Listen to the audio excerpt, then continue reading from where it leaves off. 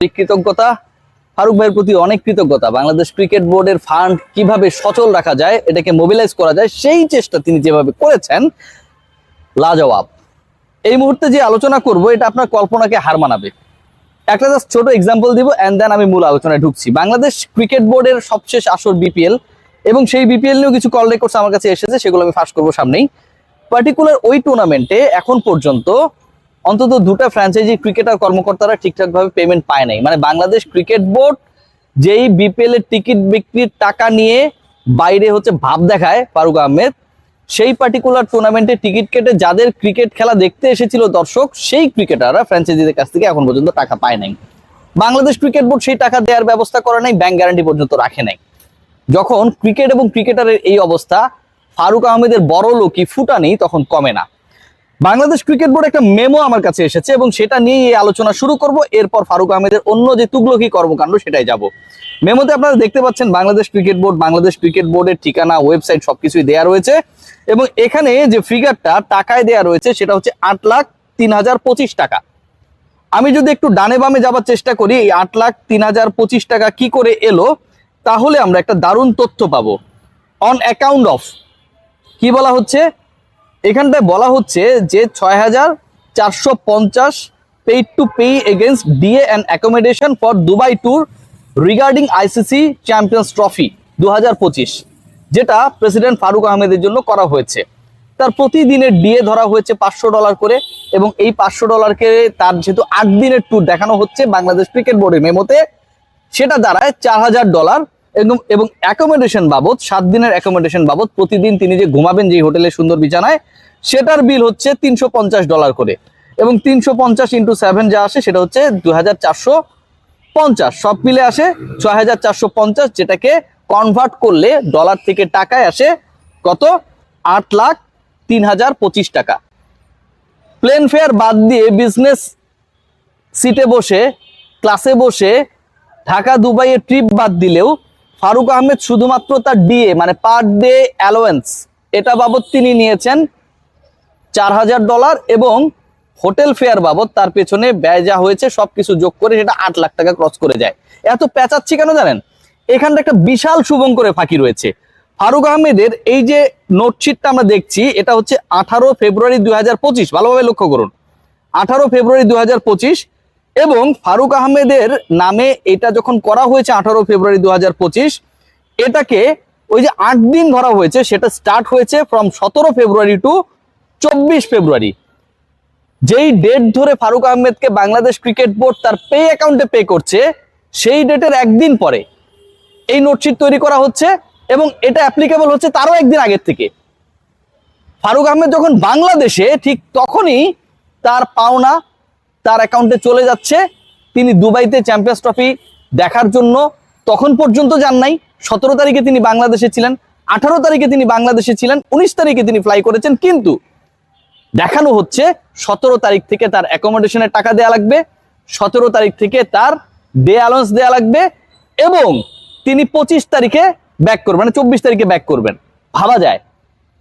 মজার ব্যাপারটা আবার এখানটায়, মানে বাংলাদেশ ক্রিকেট বোর্ডের টাকা আরামায়েশে কিভাবে বাংলাদেশ ক্রিকেট বোর্ড প্রেসিডেন্ট ব্যয় করেছেন, আবার ক্রিকেটারদের পাওনা দেবার ক্ষেত্রে ক্রিকেট বোর্ড নিরুত্তর, তাদের কাছে কোনো উত্তর থাকে না। বাটপার ফ্র্যাঞ্চাইজি মালিক শফিককে ধরতে পারে না, সেই ঘটনা আমরা দেখতে পাই। ক্রিকেট বোর্ড প্রোঅ্যাক্টিভলি এখন পর্যন্ত আইন শৃঙ্খলা রক্ষাকারী বাহিনীর সাথে এই শফিককে ধরার ব্যাপারে কোনো অ্যাক্টিভ রোল প্লে করতে পারে নাই। যদি হতো সেটা আমরা চোখের সামনে দেখতে পারতাম। দেখুন ইন্টারেস্টিং ফ্যাক্টটা কোন জায়গায়, সেটা হচ্ছে ফারুক আহমেদ বাংলাদেশের খেলা কিন্তু হয়েছে ফেব্রুয়ারির 20 তারিখে দুবাইতে। ফেব্রুয়ারির 20 তারিখে দুবাইতে হয়েছে, তিনি 19 তারিখে গিয়েছেন।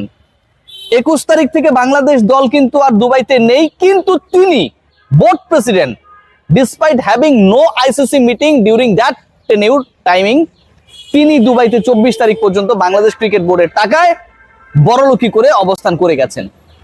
ক্রিকেট বোর্ডের টাকা তিনি নাকি সেভ করছেন, নিরাপদে রাখতে চান, দুর্বল ব্যাংক থেকে সবল ব্যাংকে রাখতে চান। সেই বোর্ড প্রেসিডেন্ট ক্রিকেট বোর্ডের তহবিল থেকে টাকা নিয়ে বিদেশে ট্যুর করেন, যখন যান নাই সেই ডেটটাও তিনি ঢুকিয়ে দেন 17 তারিখ থেকে, এবং যে সময়টা বাংলাদেশ দল দুবাইয়ে অবস্থান করে না অন্তত 4 দিন, সেই সময়টা তিনি দুবাইতেই অবস্থান করেন ক্রিকেট বোর্ডের টাকায়। একজন মানুষের শুধুমাত্র ঘুমানো এবং খাওয়া বাবদ বিল আসে 8 দিনে 8 লাখ টাকা প্লাস। বিজনেস ক্লাসের বিমানের টিকিট প্লাস করলে সেটা 13 থেকে 14 লাখ টাকা যায়। ক্রিকেট বোর্ড যেন আয়েশ করতে ফারুক আহমেদকে এই চেয়ারে বসিয়েছে। বাংলাদেশ সরকারের সংশ্লিষ্ট যারা রয়েছেন, আপনারা কি এটা দেখছেন কি হচ্ছে এই ক্রিকেট বোর্ডে, কি হচ্ছে? খেয়াল করে দেখুন, খুবই ইন্টারেস্টিং ফ্যাক্ট, খুবই ইন্টারেস্টিং ফ্যাক্ট। আবার ওই আলোচনা করতে হচ্ছে যে বাংলাদেশ ক্রিকেট বোর্ডের খুব আমার কাছে মনে হয় সিগনিফিকেন্ট একটা আলোচনার পয়েন্ট। 250 কোটি টাকা তোলা হলো, 238 কোটি টাকা বাংলাদেশ ক্রিকেট বোর্ড থেকে ট্রান্সফার করে অন্য ব্যাংকে দেওয়া হলো, রাইট? ফারুক আহমেদের একটা টেকনিক্যাল বাইট যদি আপনারা বোঝার বা শোনার চেষ্টা করেন, যে আমরা এবারে বিপিএলটা অসাধারণভাবে করেছি, টিকিট বিক্রি থেকে ভালো আয় করেছি, আমি মাইনা নিছি, আমার কোনো বিরোধিতা নাই আমার প্রিয় ফারুক ভাই, যে আপনি টিকিট বিক্রি থেকে 13 কোটি টাকা আয় করছেন, ভালো খবর, এটা সবারই করা উচিত ছিল।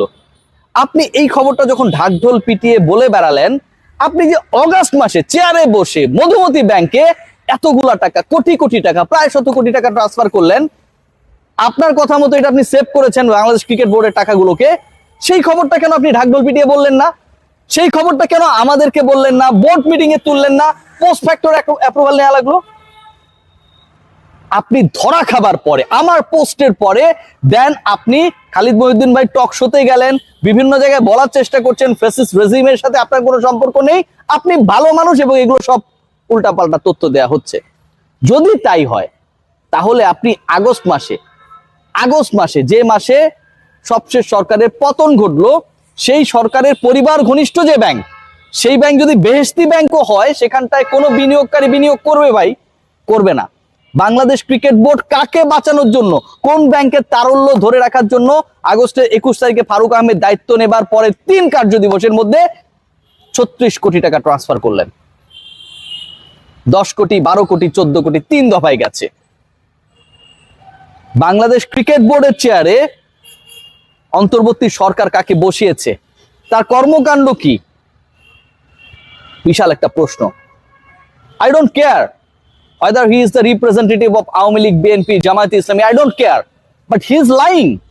তিনি যখন বলছেন তিনি ফ্যাসিস্ট সরকারের প্রতিনিধি না, ওই রেজিমকে তিনি সাপোর্ট করেন না, একই সময়ে একই টেনিউরে মোহাম্মদ ফারুক আহমেদ যখন তার পার্সোনাল সিকিউরিটি প্রোটোকল অফিসার হিসেবে একটা পার্টিকুলার দলের পোস্টেড একজনকে নিয়োগ দেন, তখন তার এই কথার কোনো ভিত্তি থাকে না।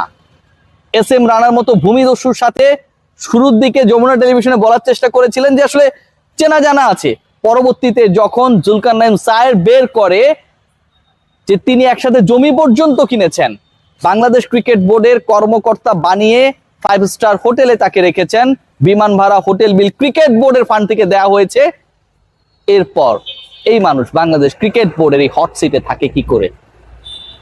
যিনি বিদেশে যাওয়ার আগেই প্রিভিয়াস ডেটের বিল কাউন্ট করা শুরু করে দেন, 24 তারিখ পর্যন্ত তিনি অবস্থান দেখান, কিন্তু বাংলাদেশ দল ওই পার্টিকুলার দেশে অবস্থানই করে না সেই সময়টায়।